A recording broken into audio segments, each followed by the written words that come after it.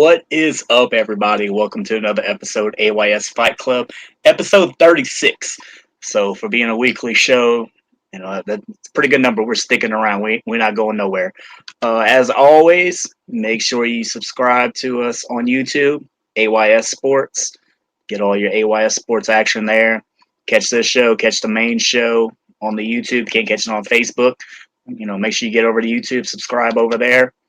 Also, follow us on Twitter, AYS Fight Club on Twitter. It's AYS_Fight Club. Come join me. Let's talk sports. Let's talk combat sports all the time. So, with that, let's go ahead and just jump into it. Hopefully, I've talked to him. He posted on the thread, so it looks like we're going to have the new champion, Austin Soileau, is going to be in the house tonight. Longtime friend of the show, a Fight Club member from day one. It's been on several times. Amazing fight. I mean, the fight of the night to me, not because, Austin's been on the show and his opponent, Demas Chapo, we're going to have him on too. I spoke to him as well at the event. He's definitely interested in coming on. We're more than interested in having him come on. So, I mean, man, that was a fight of the night, 5-round war. Definitely with, we'll get into it here in a little bit, but all the other prelim fights all ended in the first round. So we had four. I got the card over here on the side of me. 4 fights ended in the first round, and then we get a 5-round war. So, we'll have him on here in a little bit. But before he gets in here, we'll go ahead and cover some UFC. Talks a little bit UFC here. Last weekend, we had UFC Vegas 30. So pull that card up over here. We'll just hit some of the main. The big, obviously, the news broke right away after almost. We even talked about it. Cyril Gane came out and got a big win over Alexander Volkov. It could put him in the title talks. It's got him in a title fight. So him and Derek Lewis are going to meet in August for an interim title. Francis Ngannou is not too happy about that, and most people don't see why. I think there was some floating around that Ngannou said, I don't remember exactly the time frame, but I think he said September. He would be ready to get in there, and they just didn't want to wait. But without further ado, we'll go ahead and bring the new AKA champion on, Austin Soileau, longtime friend of the show. Congratulations on your win, buddy. How you doing? Thanks, bro. I'm doing good. Is the audio good? I'm in a car right now, so this is my first time doing like an interview in a car. So yeah, it's good. It's not your normal all-star performance, but it's good enough. We got your pretty face on there. We're good. Looking good after that 5-round war. Let me disconnect from Bluetooth. Maybe that'll help. 1 second. All right, no problem. Okay, is this better? It's pretty much about the same, but you're still good. I mean, we still hear you clearly. Hello? So you're good. Yeah, I can hear you. You good? Oh, because I was on CarPlay. Okay, now I should be good. Right? Yeah, it sounds a little bit better. Yeah, so you're good. You're good to go either way. So yeah, I was just briefly talking about it before you came on. The 4 fights before you all ended in the first round, and then you gave us a 5-round war with Demas Chapo. The second time y'all competed, much different than the first, outing y'all had.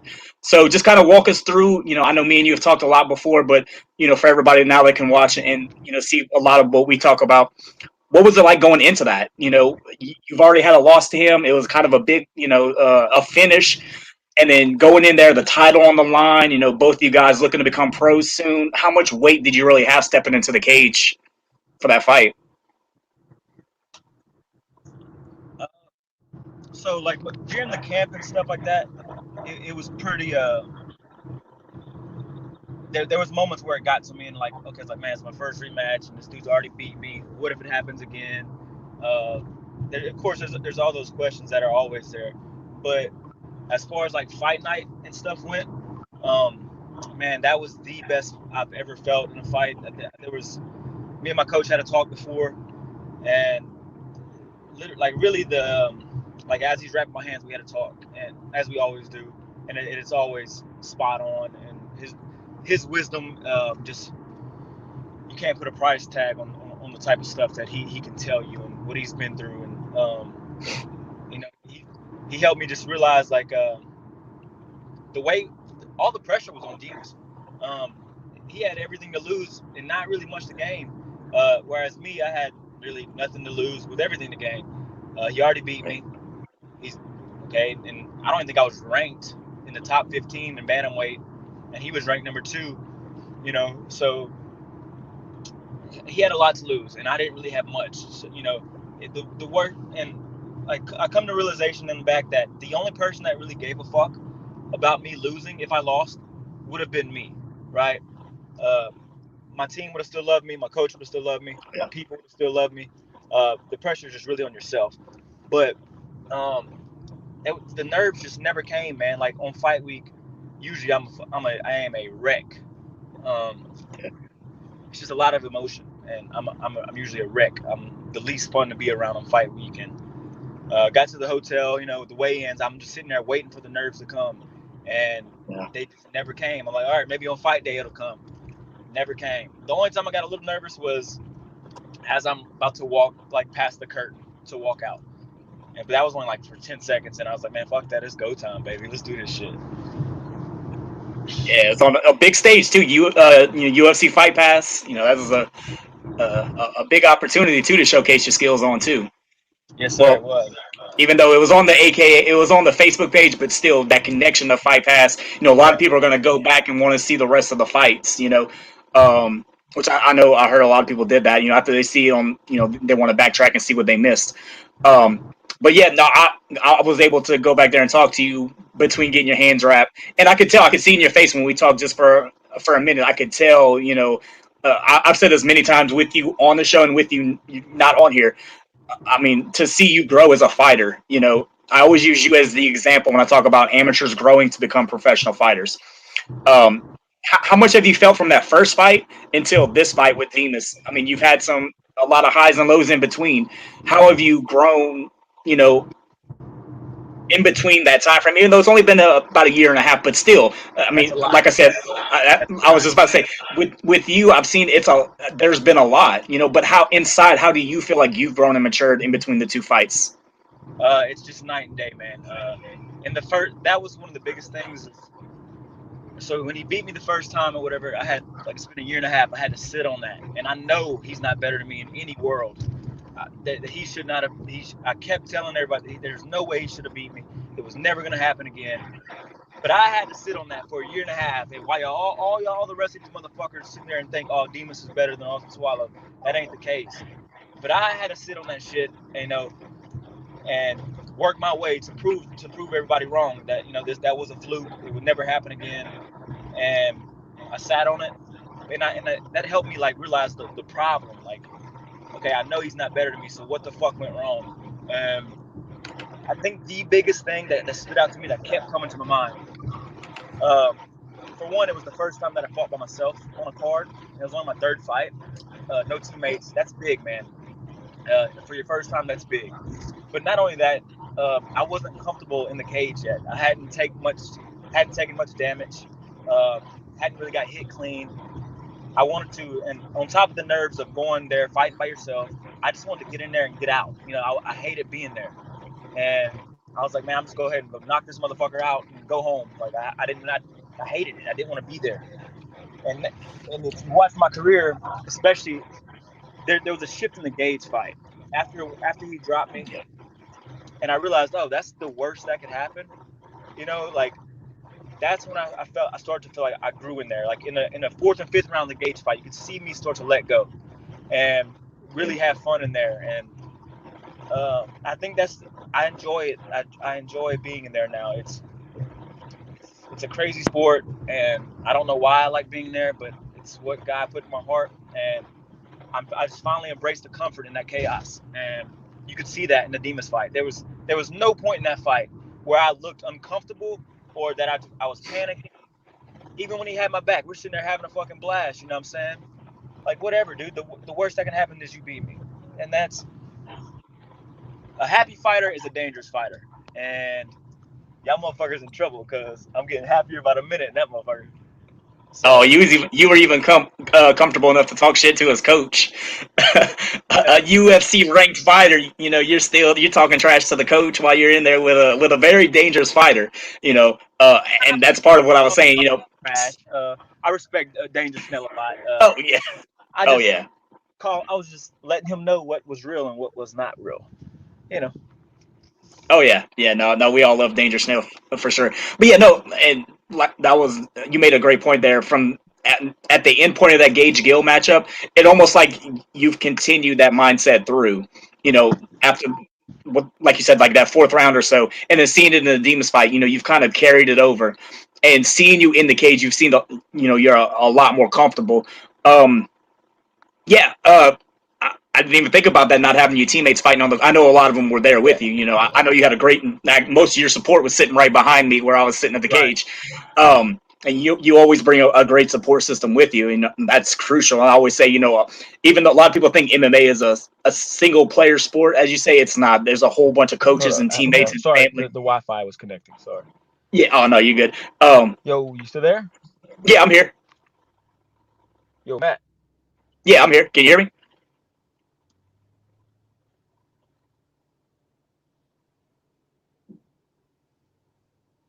Yo. Oh yeah, I can hear you. I All don't. right, we I don't good. see. Sorry. No, you good. Hey, I can hear you. I don't know what's going on with the video may have froze up, but I can still hear you. Cool. But, No all right, video. you can still hear me? No Yeah. video. What? Okay. Should I try rejoining this or what? Yeah, you can. You can. Let me remove it and I'll just close out of it and come right back in. All right. All right. All right, we'll get Austin right back in here. There's some connection issues there, but yeah, I mean, like I've said before, tons of times about Austin specifically, but fighters in general. You know that we got Austin here. Here we go. All right, there we go. We got you. There's probably just a glitch whenever you were connected. So, yeah, Yeah. you good. You know, so I mean, you've won a title in about every promotion you fought in at the amateur level. What's left? What is left for you to do at the amateur level? There's still. I got to make sure I can make 25 safely and routinely. You get what I'm saying? Sufficiently? Yeah, Yeah. absolutely. I made it once, but I feel like my body kind of shocked after that, and I just got to make sure I can make it again, and because that's what I want. That's where I want to be at as pro.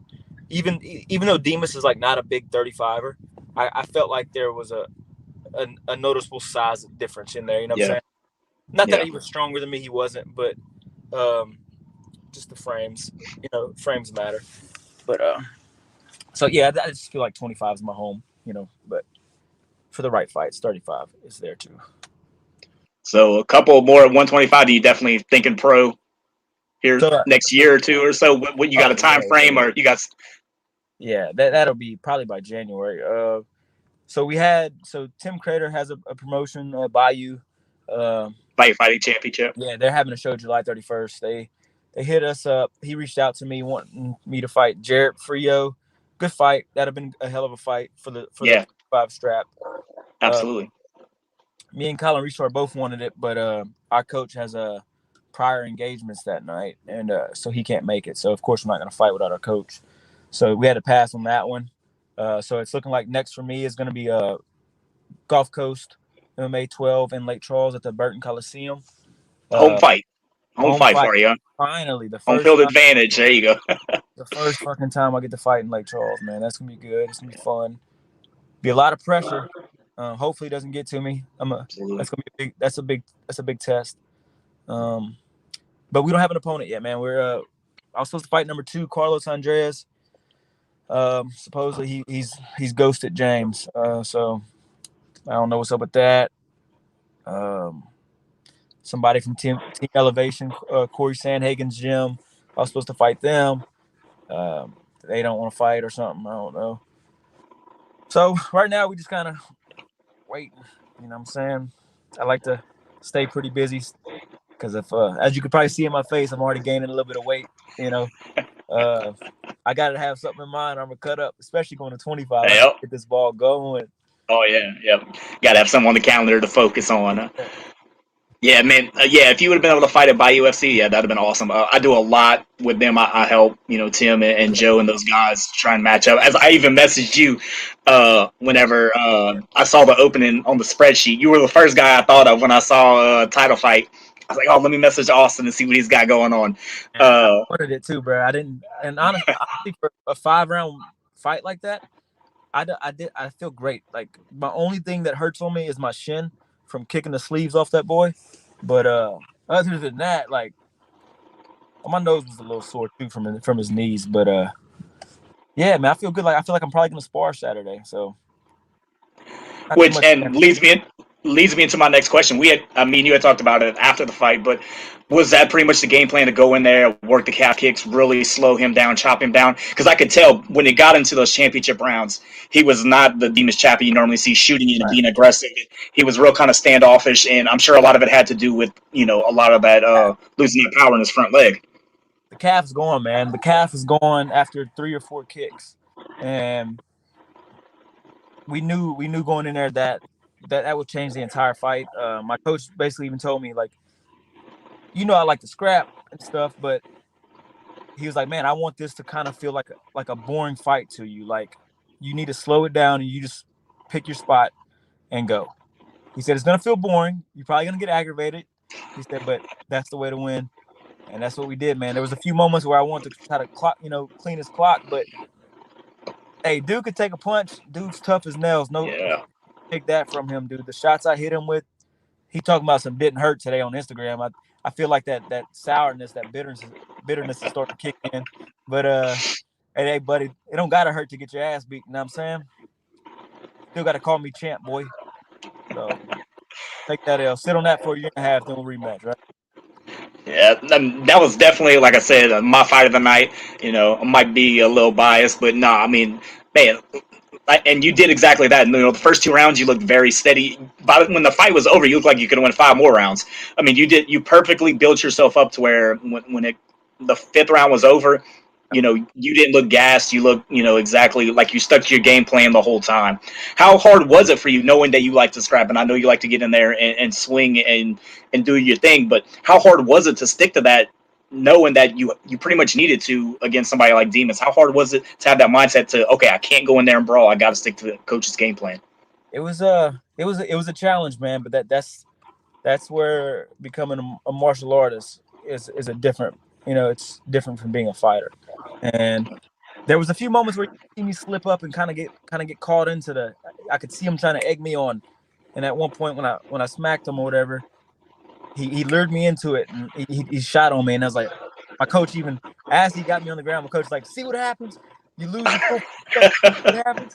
And I'm like, yeah, you're right, coach. I'm sorry. And it's just Yeah, I think that was the end of the 3rd round, huh? About 10 seconds left in the 3rd round. yeah, and Yeah, I was right. I overcommitted on the cross because the rest of the fight I kept my hips under me as I threw my punches, but that one I was trying to take his head off, and yeah, he dipped it. He knew what he was doing. He egged me on, little sucker. Oh yeah, he got you on that one. But all right, buddy. Yeah, well, I'm gonna let you out of here. I know you're just sitting in your car. As usual, any shout outs you want to give, sponsors, coaches, anything like that, and Hold up, let you roll. I'm trying to think. There was something else I wanted to talk to you about. Oh yeah, so let me clear up about the rounds. So originally, I'm in the locker room, we were warming up or whatever, and my coach is talking to the commission, and he's like, yeah, it sucks that it's only a 3-round fight. And they're like, what? This is a 5-round fight. And I'm like, wait, what? Like, of course I'm excited because that's what I'm built for, but it was still like a last, like, and that's a mess up on my behalf. Georgetown and Bishop, they had reached out to me and confirmed the 5 rounds, but I guess I got so caught up in fight camp or whatever that I just missed the message or something. I didn't know, bro. I didn't know till fucking 10 minutes before the fight that we was going 5 rounds. So, and that made my coach even be more like, look, so now we really have to, be patient. It'll come, the fight will come to you, and we're just gonna champ it out in these last rounds. But yeah, I meant to ask you about that. I'm glad you brought that up because I remember in your post-fight interview you said something about that. I know that's happened a few times. With the 3 rounds and the 5 rounds, I know it can it's caught a few people off. But yeah, I'm sure I go knowing slow. how you probably train the fight for 10 or 20 rounds. Yeah, So going from 3 to 5, I'm sure it's not much of a difference. And we've talked. Even I asked you. I remember last time you were on. I asked you when I threw you a bunch of just off questions. If a title fight should be 3 rounds or 5 rounds, because in other sports, baseball is 9 innings no matter what, and exactly how you're reacting right now, your head's like, you kind of have the same reaction. No, it's 5 rounds. So yeah. I mean, you have that mindset. You're not afraid to get in there for 5 rounds. So I knew it wouldn't be a problem for you. With it being a 5 round fight. Anybody can game it out. Any decently trained athlete can game it out for 3 rounds. You know, fuck, I got tired in the second round. I ain't gonna lie. I got tired in the second round. But it's just champions. You just built different, and you're just gonna keep going no matter what. Hitting them Right. 5 miles a week. You know what I'm saying? That's what separates people. But nah, I know. Look, there was a little shit talk with Demas today on Instagram. He trying to. I don't know what his little motive is. Like I said, the bitterness is starting to kick back in. But hey, he can feel ever how he wants to feel. I respect Demas, and I wish the kid nothing but the best, man. He's a good little dude. I don't know. I don't know what he's doing all this for us. Not the way, but whatever. I lost. I know how it feels, but whatever. Hey, as a fan, Hey, I'm not opposed to seeing a rubber match here. We got it tied 1-1. I'm gonna do my job as media and hype it up, man. I would love to see y'all go at it a third time. It'll come, man. I'm not opposed to what it being next, honestly. If he's feeling that, how did you score the fight? I'd have to go back and look at how I know I had you. I don't know if it was 4-1. Don't give me the BS, Matt. Give me the real. No, no, no. I wrote it down. Like I don't know. It definitely had. It may have been 4-1. I think I'd have to go back and look at how I did my note, because I sit there and I'm typing notes the whole time. You see me typing the whole time, Yeah, and when I yeah, do that, I'm doing scores and stuff. I'd have to go back and look at it. I think I had you 4-1, yeah. but I'd have to go back and look at it. I thought he did a really good job at staying in the competition, Oh yeah, but as far as like fight, I feel like I beat him up way more. You know what I'm saying? Like I thought it was 4-1, but whatever. Still won. yeah. I mean, it was never where somebody took total control. I mean, it was a very Yeah, close contest all the way, and that's all you can ask for. That's all you want. I'm sure even as you as a fighter, you don't want to blow out either. You want a competition. You're in there yeah, to compete. You want to push yourself too, just as much as you want to win. That's what makes a true yeah. athlete. Is not just going in there to win. You're going in there to push yourself and make yourself better. So. Like you said, there's a handful of athletes like that. You're definitely one of them. And But I'm he gonna let you out of here. yeah. I got you. You trying to wrap things up, but there was No, there was one point in the fight where he had rocked me. It kind of tested me, but when he had me in that clinch and he kept going to the knees, I was blocking every one of them, but then he switched up the pattern of them and he would like lift then yeah. strike with it instead of just striking, and that caught me off guard. But it was nothing crazy. But other than that, he ain't really hit me with much. But yeah, I thought it was 4-1, but it was a good fight, man. Either way, Yeah, I noticed that with the knees, because y'all were actually right in front of me, and I yeah, can hear the crowd going, ooh, ooh, ooh. I'm like, they're not getting through, because y'all were right in front of me. I could see you were blocking them. So a lot of time, that perspective, when you're in the clinch, if you're not right there, you can't really tell. So yeah, it can really throw you off. I mean, there was even some positions y'all were in. I had to look at the screen, because if you don't look at it just right, it could be a huge optical illusion just depending on where you are, especially when you get on the ground. I mean, it's really hard to tell. So the talked to crowd was cheering like that.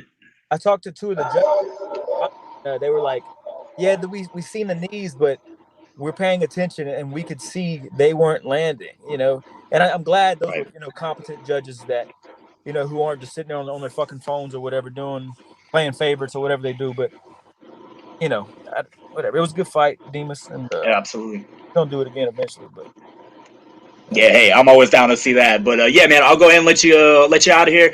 Like I said, any sponsors, anybody you want to thank, go ahead and yeah, do that, man. The floor is yours. of course. So next, Gulf Coast MMA 12, Lake Charles, Louisiana, at the Burton Coliseum. It's gonna be a banger. I don't know who we got yet, but we got somebody. Performance Evolution couldn't be anywhere without them boys. Josh Quayhagen, Head Kicks MMA, Tyler Hill, Aaron Phillips. All my sponsors: Barrett Motorsports, Dom's Paint and Body, Inline Roofing, Raining Sweet Treats, um, Jay's Roofing. Are you serious? Sports. Man, the list goes on, bro. Oh yeah, Brent Nunez, AC. So many people that support me, man. That help me keep this journey alive, man. And I'm thankful for every one of them. But yeah, man. As you said, let's get this thing up. We're about to do a film review of the fight actually at the gym right now. We're gonna watch my fight, and then we're gonna watch Zelly's fight, and then so yeah, that's gonna be cool. But hey, I told your ass I was taking his O, and I was gonna take his belt, go my ass home.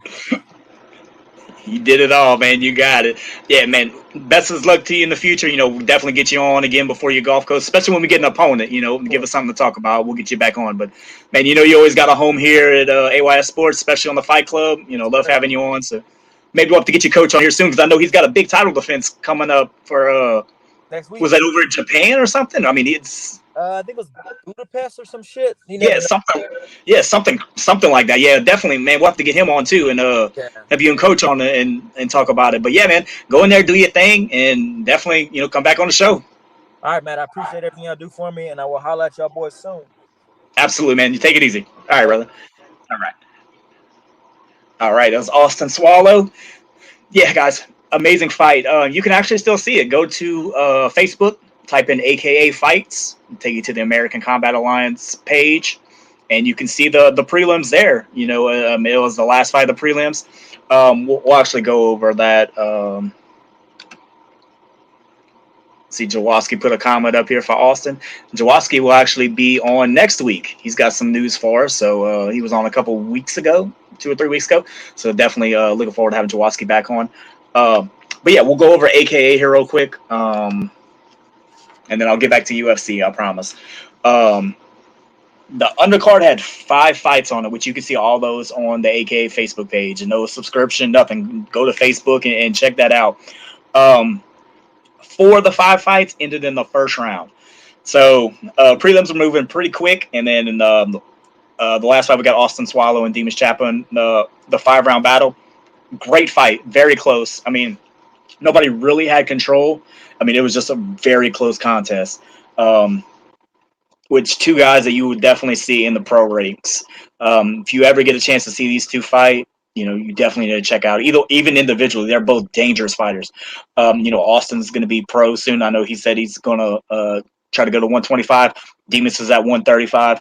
Both of those guys are going to be tremendous stars in the regional scene. You hear those names; those are definitely cards that you need to go check out as a fan and support both those guys for sure. Sport always fires, but that's definitely two guys that you're going to want to check out. Jump up here to the pro portion of the card. So in the co-main event, we had Brandon Shavers and Donovan Beard. Donovan Beard from Off the Chain MMA in Arkansas. Man, went in there and did exactly what he said he was going to do. He went in there, took care of business, got the submission. He looked good. He started out, with some striking, with some kicks. Shavers did his threw some couple strikes in there, landed a couple good strikes, and then Beard took it to the mat. And once he took it to the mat, it was a totally different contest, totally different show. Beard got the submission, and I saw that he's main eventing. I couldn't tell you the organization off the top of my head. I'll check it up, check up on it and see. But sometime in August, he's going to be main eventing. So, I mean, this is a guy you definitely need to keep an eye on. I'm gonna talk to him, see about getting him on the show. I know he'd love to come on. He's a interesting guy. If you happen to see him on the Fight Pass, saw his post fight interview. You'll see that he's definitely an interesting guy. Which in this main card, go to UFC Fight Pass, you can go AKA 16 and pull it up and see. Um, the main event was just a war, 3 rounds from bell to bell war. You had Jonathan Pati, who was on the Contender Series, his last fight, taking on Chauncey Foxworth, who was from Off the Chain MMA as well, teammate of Donovan Beard, and it was a 3 round war. Um, the third round, Pati came out with everything he had left, and it was he almost had it looked like the ref may have stopped it. He was Pati actually ended up on top on the ground, just dropping elbow after elbow. Foxworth was doing just enough to show he was defending himself. Just veteran stuff.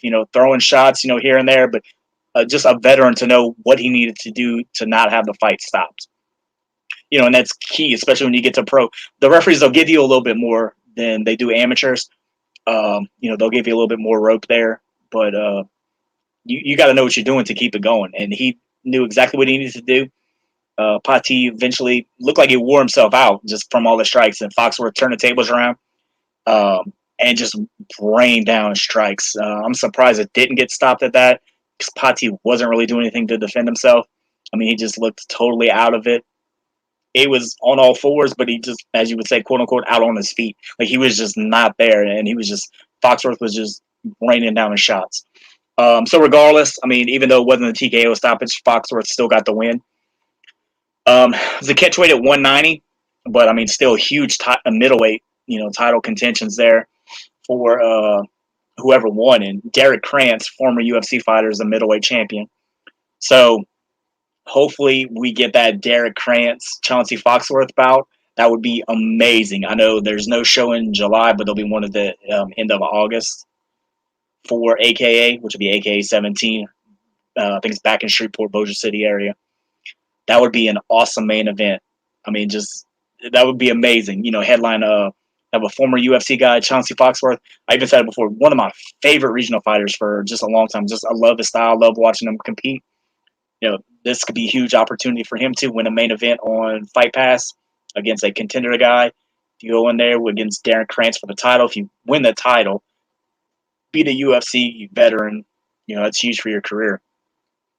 Also on the card, I mean, tons of great action on this card just going down. DJ Doyle is a member of Fitness Fight Factory. Johnny Bedford, a lot of people know him from bare knuckle boxing. BKFC, also a UFC veteran himself. Really been coaching up DJ Doyle for a while. Made his pro debut. Rough first round. I mean, Nicholas Horton, from Michigan, he came in there to do some work, and it was a rough first round, but DJ just showed why he's in the pro ranks and why he's there. Coach Bedford would not have put him in that situation if he wasn't ready for the challenge. And he went in there, got through the first round. It was rough, but second round just turned it around. Totally turned it around. Got the TKO stoppage in the second round. And just showed why he's going to be a dangerous athlete. He also collegiately wrestles at Texas Wesleyan University. So, he's getting that experience. I think he's a sophomore there. So he's got that experience. So he's getting that training along with his MMA, a couple more years. He's a very dangerous guy. Michael Mano, who has been in the amateur ranks, and just an amazing guy to watch. I love watching him compete. Just, very dangerous striker. Just dangerous everywhere. Great guy to watch perform. Got to make his pro debut on his home turf, and the introduction lasted longer than the fight. I'd have to look it up. I think it was between 7 and 8 seconds, somewhere right around there. Just floored BJ Miller with a shot, and that was it. Like, hit him with a shot, and it was done. So, it's huge when you can do that. Evan Arredondo from Elevation Fight Team took on Damon Vincent from Gladiators Academy. It was a great back and forth battle. I think Evan had one pro fight coming into that event, and this was Damon Vincent's pro debut. Just two guys that are in the pro ranks for a reason. It was just amazing, real close back and forth battle. Vincent got the win in his debut by decision. Definitely a fight worth checking out. So all these fights, just go to UFC Fight Pass, go to AKA 16, and just run from the beginning and check it all out. This is what AKA puts on all the time. Six, 7 pro fights, always on Fight Pass, and then you got about five or so amateur fights that come on the Facebook page. So when AKA 17 gets closer, we get more fight information. We'll definitely stay on top of that and get that disseminated out. But real quick, we'll just go back for UFC 30. Just talk about a couple of the fights on here. Cyril Gagne, as we're saying for Austin, that came on and joined us. He did exactly what he needed to do. He got the big win, as we speculated. It happened a lot quicker than I thought it would in different circumstances, but nonetheless, I guess it happened. Got himself a title fight, for not too far down the road. So it's an interim title with Derek Lewis. As I was saying, Ngannou said he'd be ready for not August, but September or October. I think it was September, even just a month difference. But they went ahead and made an interim title shot, title match. So, a lot of times the UFC is still about, it's a lot more about entertainment and marketing than it used to be when it was initially about sport. Your casual fan, when they see a big shiny gold belt, that's what intrigues them and pulls them in. If you say Cyril Gagne right now to a lot of, uh, casual combat sports fans, they're not going to have any idea who he is. They're not going to know he's 9-0 undefeated. He's going to be a future champion. I've been saying that about him his last couple of times that we talked about him on the show. It may come to fruition a lot quicker even than what I thought when I've been preaching for, at the beginning of, we've had AYS Fight Club where I've talked about Cyril Gagne and all the friend Saldahin Parnas out of KSW. These guys that are carrying that French banner since France just legalized MMA not too long ago. These are the guys carrying that banner. Cyril Gagne is a dangerous force. And Derek Lewis is the huge favorite right now, but it wouldn't surprise me to see Gagne win. I've been on board from day one. So, we'll see when that gets closer. We'll talk about that. Co-main event, and then we'll keep rolling. Tanner Boser took the fight on late notice. He fought like 3 weeks ago, 3 weeks prior to the fight. Took a loss by decision, jumped right back in there. 3 weeks later, co-main event against Ovince St. Preux. So even though it's not the same Ovince St. Preux of the past, it's still not a man you want to take a 3 week notice fight on when you just fought, a decision. But, he wanted to turn it around, get back in there. Boser looked great coming into UFC. Lost his last 2 bouts by decision prior to the St. Preux battle. So this was something he needed, probably something he needed mentally. I've talked to him before, even before he signed with UFC. I talked to him and did an article with him, and he was just about to come into UFC. He's just that kind of guy. He wants to compete. He wants to get in there. He always wants to win the last thing on his books. He wants to keep the momentum going. He's definitely that kind of fighter. And he did that. He got the big TKO stoppage in round 2. For Ovince St. Preux, I don't know how much longer the heavyweight experience is going to last. It doesn't look like it's going well so far. I don't know if getting up in age, I think he's 38. I don't know if that's making it harder to cut down to 205. It happens all the time when athletes start to age, they typically go up in weight class. I don't know if this is more of a necessity thing or more something he was just experimenting with to see how it would go at heavyweight. He's a freakish athlete, just amazing strength. But when you go to heavyweight, it's a whole different, it's not like going from, featherweight to lightweight where it's 10 pounds. This is going from 205 to potentially 265. This is potentially a 60-pound difference if you get somebody who pushes the limit, the heavyweight limit. That's huge. That's a huge difference. So we'll see what happens for Ovince St. Preux from here. Tanner Boser, hopefully for him and his career, this gets him back on track, and he can keep rolling along. He's a very active guy. Just glad to see him doing well. So let's jump over. Didn't have it listed on the rundown, but we're gonna throw it in there anyway. Just PFL, the playoffs, the matchups I don't see are set, but we know who's going to be in there. So we'll just talk about that briefly. We'll roll right through it, just to let y'all know who's going to be in it. Some big names not in it. I think it's more so. I think the bigger news is who's not in the playoffs as compared to who is.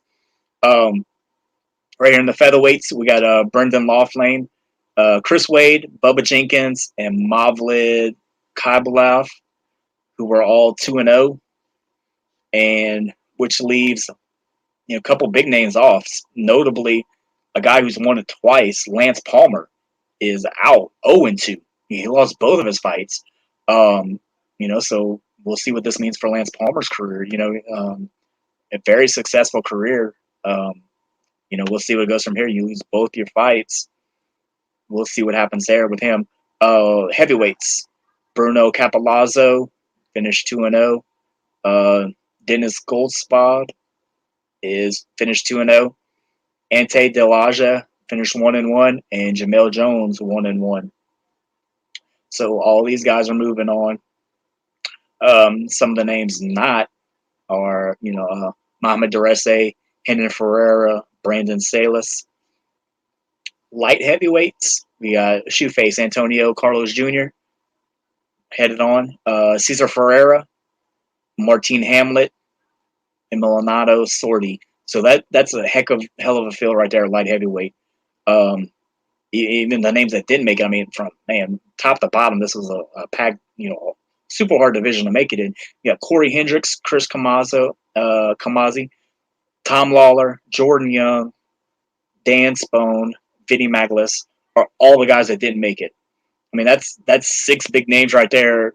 You know, that was a packed division. That was definitely that, and the lightweights here are packed divisions. Uh, you know, Loic Rodsop finished 1-1. Clay Collard 2-0. Hosh Manfio and Alexander Martinez. Those that didn't make it is former champion Nathan Schlup.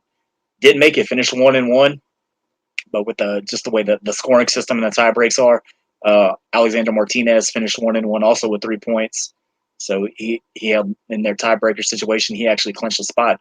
Marcin Held finished 1-1 with 3 points, not enough to make it. Ahmed Ali 1-1, 3 points. Same situation. Just way the tiebreaker all failed. And then Olivier Aubin Mercier, Jolton Luterbach, and Anthony Pettis, who many people would have bet out of anything, out of all of these categories that Anthony Pettis would have been, the one to come out on top in his division. Didn't even get a win in PFL. Ended up with 0 points, and tied for last. And so you just never know. Same thing with Lance Palmer. If you'd have laid out all these divisions for me and told me to pick two people that would be the champion, I probably wouldn't have. Most people said put my money on Lance Palmer and Anthony Pettis. They don't even make the playoffs. They don't, among them, they don't even get one win. You just never know what can happen. The welterweights, the names we expect. Roy McDonald, even though he lost that decision, to Gleason Tebow. A lot of people, didn't agree with the decision. It is what it is, but he got in there. Roy Cooper III. So that's definitely a matchup I'm hoping for out of all of these, potential matchups. Definitely looking forward. Hopefully we get Rory McDonald and Ray Cooper at some point. Magomed Kermov and Hayo Zeffirino wrap out the field. Hopefully, it falls to where we get that matchup. That'd be, awesome matchup to see. And then the women's lightweight, we have Larissa Pacheco with Kayla Harrison, both 2-0 with 12 points. So they both had first round finishes. And Gina Fabian, 2-0 with 8 points.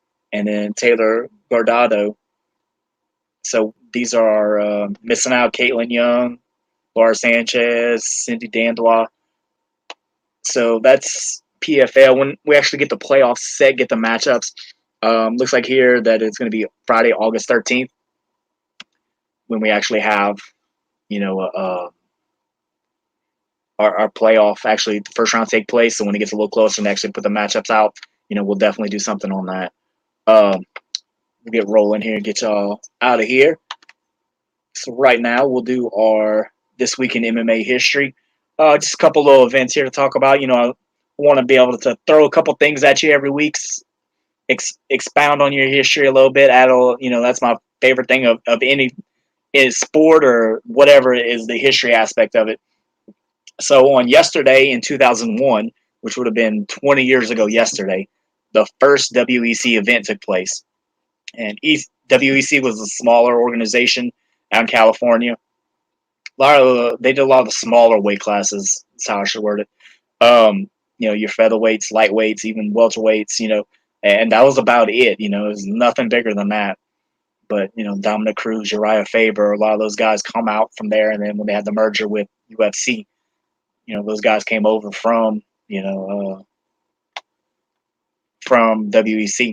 And then also on yesterday, Mike Tyson turned 55.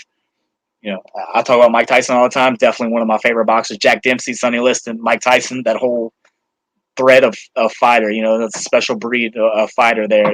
Mike Tyson turned 55. So that is it. We'll go ahead and call it there. But remember, AYS on YouTube. AYS Sports. Subscribe to us over there. You can't catch us on Facebook. Catch us on YouTube. And then also make sure you catch us over on Twitter, AYS_Fight Club. definitely come join over there. We'll talk combat sports all the time. So that is it. This was episode 36. Next week we'll be back with 37. We'll talk. I didn't want to get into it too much this week, but there's actually no card this weekend. But next weekend, obviously the big UFC 264. Conor McGregor, Dustin Poirier 3. So we'll spend a lot of time on that break. Talking about that main event there. You're talking more about that card. Not really too much going on. There's an LFA event Friday. It's really about it. I mean, there's kind of a quiet break here before the storm of events that's to come. We normally get 6 to 8 weeks of just nothing but fights, and we get that 1 week or so to kind of get ready for the next rush of it, and that's kind of what this week is. So that is it. Make sure to tune in to us next week. Sure Blake will have you tomorrow, 7 p.m. Are You Serious Sports Show, the main show, the mothership show. We got our little show here. We do our little thing here, but we're just glad to be a part of the family. But man, that's it. Make sure you check us out. Like I said, go follow us on Twitter, and we'll talk sports there. So, as we always say, first rule of the Fight Club: tell all your friends about the Fight Club. We'll see y'all next week.